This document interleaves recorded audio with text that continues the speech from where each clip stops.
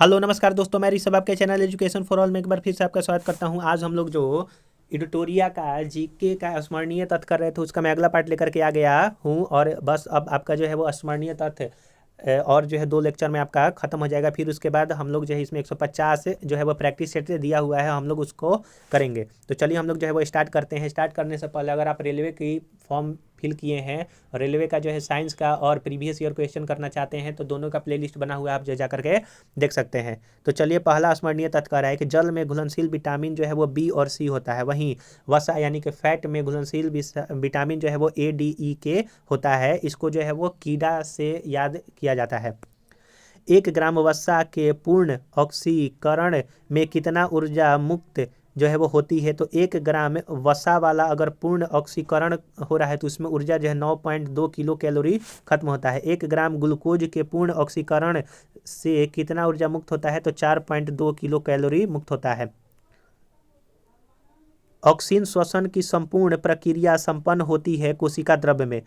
Oxy श्वसन की पूर्ण प्रक्रिया अनॉक्सी माफ कीजिएगा, अनॉक्सी श्वसन अगर कहेगा एनोरोबिक का एन और एनोरोबिक श्वसन का कहेगा तो वो कोशिका द्रव्य में संपन्न होती है। वही आपका ऑक्सी श्वसन जो है वो माइटोकॉन्ड्रिया में संपन्न होता है। मादा जनन हार्मोन के उदाहरण जो है वो एस्ट्रोजन और प्रोजेस्टेरोन है।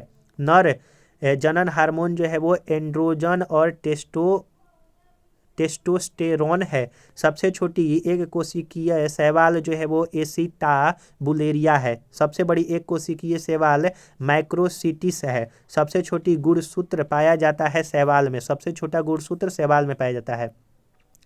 नील हरित शैवाल के नाम से जाना जाता है साइनोबैक्टीरिया। बर्फ पर उगने वाले शैवालों को जो है वो क्रायोफाइटिक शैवाल कहते हैं।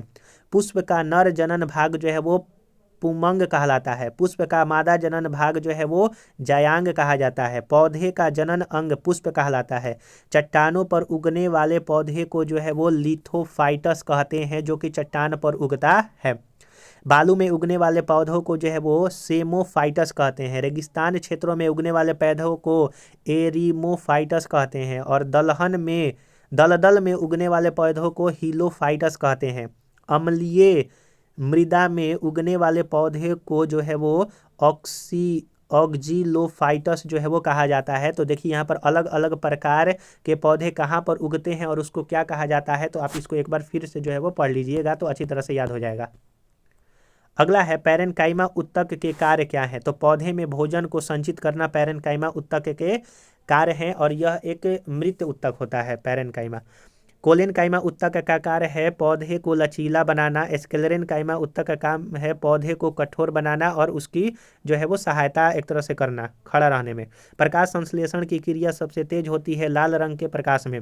पत्तियों का हरा रंग क्लोरोफिल या फिर पर्णहरित के कारण होता है। शरीर के भीतर रक्त का थक्का बनाने वाला जो प्रोटीन है वो आपका हिपैरिन प्रोटीन है, जो कि रक्त का थक्का बनाती है।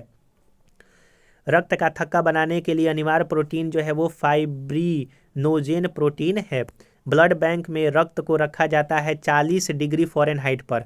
सर्वप्रथम जेनेटिक्स शब्द का प्रयोग किया गया था W वाटसन द्वारा। सर्वप्रथम जीन शब्द का प्रयोग जो है वो आपका जोहानसन द्वारा किया गया था। सर्वप्रथम कोशिका शब्द का प्रयोग रॉबर्ट हुक के द्वारा जो है वो किया गया था। अगला है आपका स्मरणीय तथ्य में ग्रंथि दिया हुआ है एंजाइम, और आपका प्रतिक्रिया के बाद क्या बनता है? जठर रस ग्रंथि है, इसमें पेप्सिन एंजाइम पाया जाता है और पेप्टोन्स प्रतिक्रिया के बाद ये बनता है। और रेनिन जो है वो जठर में पाया जाता है, जो कि कैल्शियम पैराकैसिनेट जो है वो प्रतिक्रिया के बाद बनता है। अग्नाशय रस में ट्रिप्सिन और लाइपेज नामक प्रोटीन पाया जाता है, एंजाइम पाया जाता है। ट्रिप्सिन जो है वो पॉलीपेप्टाइड्स प्रतिक्रिया के बाद बनता है, और लाइपेज जो है वसा और ग्लिसरील से बनता है। अगला है आपका लार में एमाइलेज पाया जाता है, जो कि शर्करा प्रतिक्रिया के बाद बनता है। टाइलेन जो है वो माल्टोज बनाता है, और माल्टोज जो है वो ग्लूकोज बनाता है। अगला है कि कोशिका का पावर हाउस जो है किसको कहते हैं? माइटोकॉन्ड्रिया को। पीत स्राव जो है वो आपका यकृत से होता है। पीत जमा जो है वो आपका पित्ताशय में होता है। इंसुलिन में अल्प स्राव से होने वाला रोग जो है मधुमेह है। इंसुलिन के अतिस्राव होने से होने वाला रोग जो है वो हाइपोग्लाइसीमिया होता है। यानी कि अगर कम होगा तो मधुमेह हो जाएगा, ज़्यादा होगा तो हाइपोग्लाइसीमिया रोग होता है। इंसुलिन की खोज वेंटिंग एवं बेस्ट ने किया था। मधुमेह दिवस 14 नवंबर को मनाया जाता है। वृक्क के बाहरी भाग को कोर्टेक्स कहते हैं, वृक्क के भीतरी भाग को मेडुला कहते हैं। वृक्क की क्रियात्मक इकाई नेफ्रॉन है। ग्लूकोज और फ्रुक्टोज मिलकर के सुक्रोज बनता है। ग्लूकोज और ग्लूकोज मिलकर के माल्टोज बनता है। ग्लूकोज और ग्लैक्टोज मिलकर के जो है वो लैक्टोज बनता है। अगला स्मरणीय तथ्य है कि मोनोसेकेराइड का उदाहरण है ग्लूकोज एवं ग्लैक्टोज। डाइसेकेराइड का उदाहरण है माल्टोज, सुक्रोज और लैक्टोज। पॉलीसेकेराइड का उदाहरण है स्टार्च और आपका ग्लाइकोजन। तो मोनोसेकेराइड का उदाहरण है ग्लूकोज और ग्लैक्टोज। डाइसेकेराइड का है माल्टोज, सुक्रोज और लैक्टोज। माफ कीजिएगा, थोड़ा सा आवाज आया होगा। पॉलीसेकेराइड का उदाहरण है स्टार्च और ग्लाइकोजन। यूनिवर्सल डोनर जो है वो ओ ब्लड ग्रुप को कहते हैं। Universal receptor AB blood group को जो है वो कहा जाता है। रक्त परिसंचरण तंत्र की खोज विलियम हार्वे ने किया था। और रक्त समूह का कहेगा तो कार्ल लैंडस्टीनर ने किया था। अगला है विभिन्न खाद्य पदार्थ से होने वाले रोग।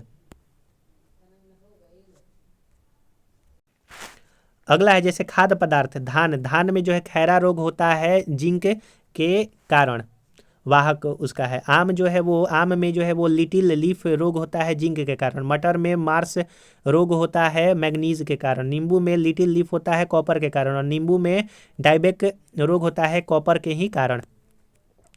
पौधे के विभिन्न भागों तक भोज्य पदार्थ का वहन फ्लोएम करता है। पौधे के विभिन्न भागों तक जल का वाहक जाइलम करता है। लीवर में संचित विटामिन ए होता है। मछलियों के यकृत तेल में किस विटामिन की प्रचुर मात्रा होती है? Vitamin A.